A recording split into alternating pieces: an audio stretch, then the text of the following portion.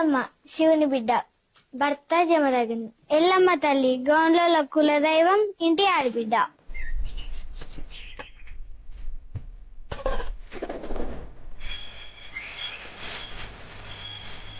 ఎల్లమ్మకు నలుగురు కొడుకులు, ఒక బిడ్డ. పెద్ద కొడుకు పరశురాముడు, తర్వాత జంపన్న, డొక్కలయ్య, చిన్న కొడుకు చిట్కలయ్య, బిడ్డ ఇలగౌరి. ఎల్లమ్మ కోడలు చంద్రాలదేవి, అల్లుడు మలిశెట్టి. ఎల్లమ్మ పెద్ద కొడుకు అయిన పరశురాముడు విష్ణువు 6వ అవతారం. పరశురాముడు పెరిగి పెద్దయ్యాక నాన్న ఎక్కడా అని ఎల్లమ్మని అడిగితే ఎల్లమ్మనని చెప్పా అంటది. కోపంతో పరశురాముడు ఎల్లమ్మ నీ తల నరుకుతా అంటే దాంతో ఎల్లమ్మ లందలో జాక్కుంటది. పరశురాముడు ఎల్లమ్మని లందలో నుంచి తీసినాకనే ఎల్లమ్మ దేవతలా అవతరించింది. ఈ ఎల్లమ్మ తల్లి మా ఊర్లో స్వయంగా వెలిసింది. గౌడన్నల వంశం ఎట్లా మొదలైందంటే కౌండిన్య ముని తపస్సుకు ఫలితంగా జన్మించిన వారు కంఠమగౌడు, గుంగమగౌడు, వీరగౌడు, విప్రగౌడు, అమరగౌడు, 5గురికి తోడుగా చెల్లమాంబ.